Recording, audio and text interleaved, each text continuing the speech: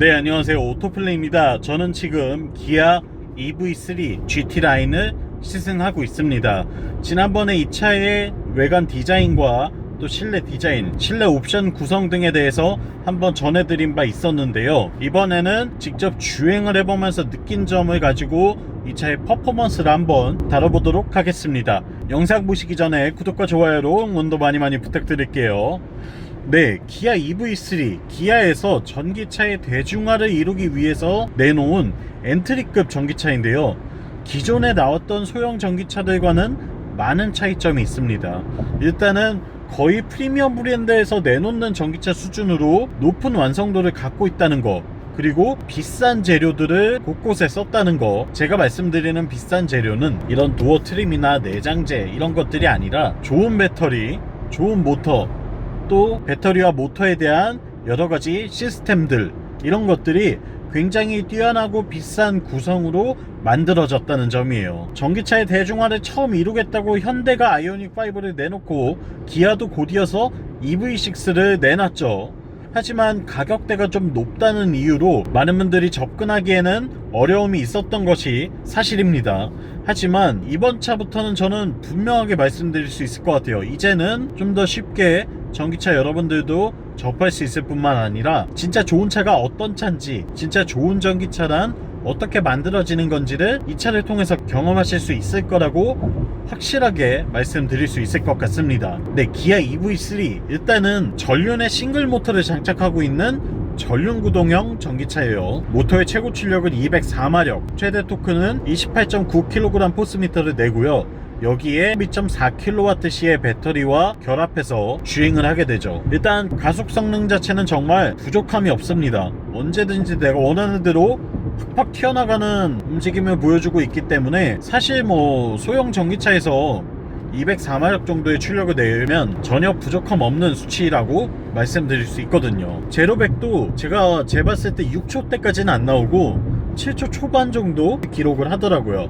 그러니까 우리가 타고 다니기에 이 정도 출력이면 막 폭발적으로 팍팍 튀어나가는 건 아닌데, 그렇다고 해서 힘이 절대로 부족하지도 않은, 정말 언제든지 경쾌하게 내가 원하는 대로 달려나갈 수 있는 주행 성능을 갖고 있다라고 말씀드릴 수 있을 것 같아요. 그리고 배터리도 LG 에너지 솔루션의 NCM 배터리가 탑재가 되어 있고요. 용량도 심지어 81.4kWh나 됩니다. 초기형 아이오닉과 초기형 EV6가 72.4kWh, 77.4kWh의 배터리를 탑재했던 것을 생각해보면 차는 더 작아졌는데 배터리 용량은 더 커졌어요. 그러니까 당연히 주행거리도 길어질 수밖에 없겠죠. 이 차 실주행거리 기준으로 600km 이상 탈 수 있습니다. 제가 직접 기록을 해봤고요. 진짜 대단하더라고요. 그 부분만큼은 엄청나게 칭찬을 해줘도 전혀 아깝지 않은 수준의 높은 효율성과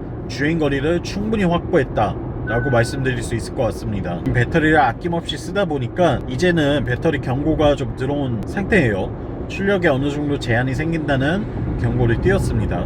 하지만 그런 상태에서도 이렇게 고속도로를 달리는 데 있어서 전혀 힘이 부족하다거나 문제가 되지는 않아요. 전기차에 대해서 주행거리나 충방전에 대해서 걱정하고 우려하시는 분들이 있는데 1%, 0%가 될 때까지 타더라도 전혀 문제 생기지 않습니다.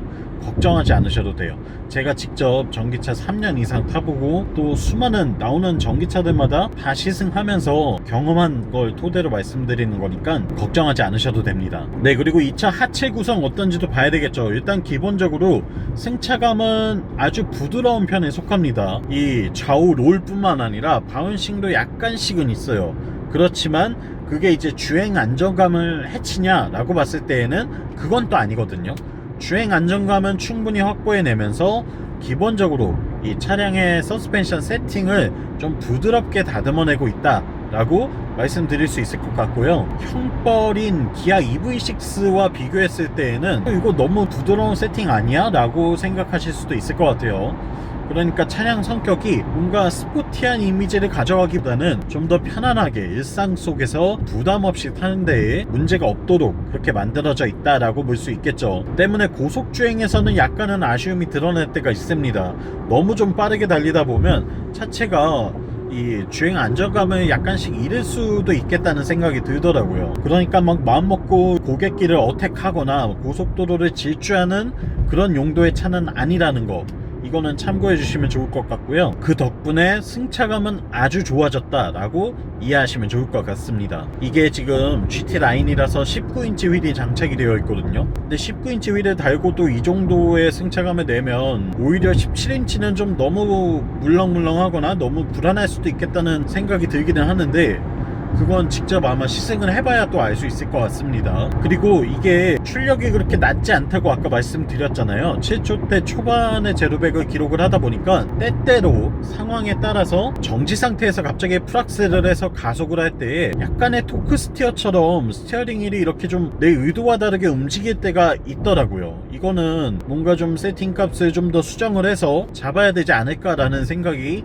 들었습니다. 초보 운전자분들이나 또는 좀 예상치 못한 상황에서 놀랄 경우에는 이 제어를 하지 못할 수도 있기 때문에 그런 부분에서는 약간씩 느껴지는 토크 스티어 같은 이런 현상들은 좀 잡아줘야 되지 않나 라는 생각을 했고요. 다만 EV3를 타고서 그렇게 막 풀악셀로 정지 상태에서부터 급가속을 해나가는 분들은 거의 안 계실 거기 때문에 그런 일에 대해서 크게 우려하지는 않아도 될 것 같습니다.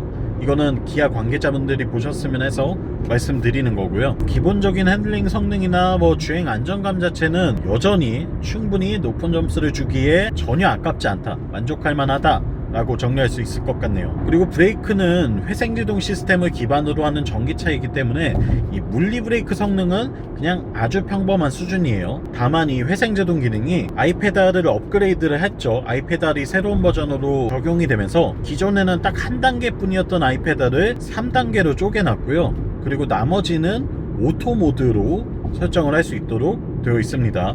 저는 그냥 아이페달 3단계를 켜놓고 다녔는데 대부분의 운전자들은 회생제동을 오토 모드로 해놓고 다니시는 게 훨씬 더 편하고 예전에 우리가 알고 있던 내연차와 비슷한 감각을 가지면서도 똑똑하게 제동을 해주는 느낌을 받으실 수 있을 거예요. 그리고 이제 연비와 주행거리 따져봐야 되겠죠. 제가 앞서 600km 주행할 수 있다고 말씀드렸어요. 제가 이 차 충전하고 지금 522km째 트립컴퓨터 리셋 안 하고 있거든요. 현재 기록하고 있는 평균 연비는 킬로와트 시당 7.7km입니다.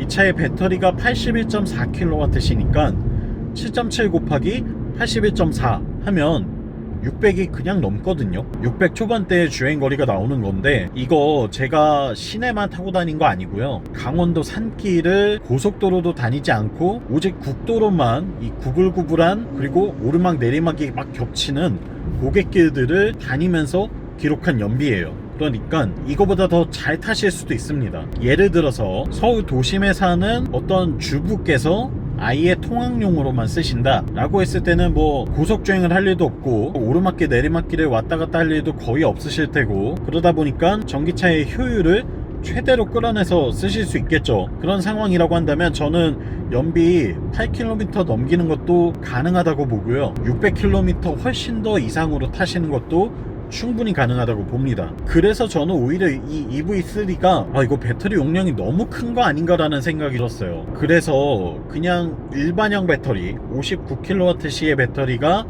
탑재된 모델을 사시는 것도 전혀 뭔가 주행거리나 충전 면에서 불편함이 따르진 않겠다는 생각이 들더라고요. 때문에 이 차를 시내 주행용, 단거리 주행용으로만 쓰실 분들이라면 굳이 81.4kWh 배터리가 탑재된 모델을 사실 필요까진 없을 것 같다 라고 말씀드릴 수 있겠습니다. 네, EV3 야간 주행을 하고 있는데요. 라이트 밝기가 정말 밝습니다. LED 헤드램프가 장착되어 있고 하이빔을 키면 지금 이 정도로 야간 주행 시에도 모든 시야를 다 확보할 수 있도록 밝은 성능을 보여주고 있네요. 굉장히 인상적인 풀 LED 헤드램프의 성능을 느껴보고 있습니다. 네, 정리해볼게요. 진짜 깜짝 놀랐습니다. 제가 올해 타본 자동차 중에 제일 인상 깊었고요. 그리고 너무 좀 만족도가 높고 장거리 주행을 하면서도 피로도가 덜해서 견적도 직접 내봤어요. 내가 이 차 산다면 어떨까라는 마음으로 관심이 가더라고요. 견적을 내보니까 그냥 적절하게 내가 원하는 옵션들을 넣고 보조금을 받으면 4천만 원이면 딱 살 수 있더라고요. 이 정도면은 괜찮은데? 라는 생각이 들 정도로, 그리고 배터리 용량을 또 줄여버리면 3,700만 원이면 살 수 있는 정도의 견적이 나왔습니다. 물론 옵션이나 등급에 따라서 개인차가 있으시겠지만 제 기준에서는 이 정도의 만족도를 주는, 그리고 이런 최신 기술력과 최첨단의 편의사양들을 갖추고 있는 예쁜 디자인을 가진 최신 전기차가 3,700에서 4,000이면 살 수 있다? 이거는 굉장히 만족스러운 부분이고, 오히려 기아에게 정말 박수를 보내줄 만한 일이 아닌가라는 생각이 들었습니다. 여러분들이 내연기관 차를 보고 계신다면 사실 이런 시승기는 의미가 없을 수 있어요. 그리고 수입차를 타시는 게 훨씬 더 좋을 수도 있죠. 근데 전기차를 보고 계시는 거라면 수입차와 굳이 저울질을 할 필요가 아예 없을 것 같다라고 확실하게 말씀드릴 수 있을 것 같아요. 적어도 그 부분에 있어서는 기아 EV3가 이 가격대의 어떤 전기차와 비교하더라도 압도적인 가치를 갖고 있다고 장담할 수 있습니다. 진짜 만족도가 너무 높았고요. 이런 분들에게 추천드려요. 나는 엔트리급 전기차 타더라도 막 심리적으로 영향을 받는 거 없어. 나는 남들의 시선보다 내 만족도가 중요해 하시면서, 나는 그래도 잘 만들어진 좋은 재료를 갖고 만든 프리미엄 전기차를 타고 싶어 라고 생각하시는 분, 그리고 V2과 같은 언제든 캠핑을 떠나서 전기를 마음대로 쓸 수 있는 기능이나 600km 이상 주행할 수 있는 이런 대용량 배터리를 탑재한 차를 타고 싶어 하시는 분들에게는 더할 나위 없이 좋은 선택지가 될 겁니다. 그리고 뭐 디자인 같은 건 개인의 취향이니까 논외로 하고요. 편의사양도 글쎄요, 이 가격대에서 이만한 편의사양을 갖추고 있는 차가 과연 있을까요? 저는 없다고 보거든요. 다만 저는 이런 분들께는 추천드리지 않아요. 야, 그 돈이면 소렌토 살 수 있어. 소렌토 기본형 살 수 있고 기아 K8 기본형 살 수 있어. 그걸 왜 이 작은 차를 사? 라고 생각하시는 분, 야, 차는 좀 커야지. 그래도 크기가 커야지. 이렇게 작은 차를 타고 다니면 좀 민망하지 않니? 라고 하시는 분, 그 외에도 내가 4천만 원짜리 소형차를 샀는데 그게 기아면 좀 그럴 것 같아. 그래도 좀 독일 브랜드나 어떤 수입차 마크가 있어야 되지 않을까? 라고 하시는 분들에게는 어울리지 않을 수 있습니다. 하지만 그게 아니라고 한다면 저는 이 차 정말 대단하다고 말씀드릴 수 있을 것 같고 칭찬하고 추천드리고 싶어요. 단점으로는 좀 서스펜션의 세팅이 너무 무르다는 거, 그리고 급가속 시에 약간의 토크 스티어 같은 현상이 생길 수도 있다는 거. 글쎄요, 이 두 가지 정도 제외하면 전혀 아쉬운 구석이 없습니다. 이런 뭐 소재 같은 부분이야 어쩔 수 없죠. 이게 지금 프리미엄 브랜드도 아니고 또 고가의 전기차도 아니기 때문에 이런 건 어쩔 수 없는 영역인 것 같고요. 이런 참신한 아이디어들은 굉장히 보기 좋습니다. 하지만 이거는 제가 써보니까 주행하면서 쓸 수 있지는 않더라고요. 주행하면서 쓰기는 어려웠고, 다만 이제 멈춰 있을 때 딱 그렇게 쓰라고 만드신 것 같아요.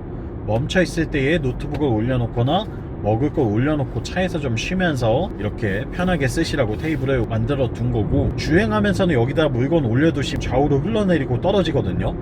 자칫 잘못하면 페달 안쪽으로 들어갈 수도 있기 때문에 진짜 위험하니까요. 여기다 뭐 올려놓고 운전은 하시지 않았으면 좋겠어요. 뒷자리도 성인들 타기에도 충분한 수준이고, 제가 차가 너무 좋다 보니까 말이 자꾸 길어지는데 마무리하겠습니다. 차 진짜 좋습니다. 부드러운 승차감이 싫지만 않으시다면 전기차 그냥 이거 사시면 됩니다. 지금까지 오토플레이였고요. 영상 유익하셨다면 구독과 좋아요로 응원도 많이 부탁드리겠습니다. 전 다음 시간에 또 재미있는 차의 시승기로 돌아오겠습니다. 다음번에 또 만나요. 안녕.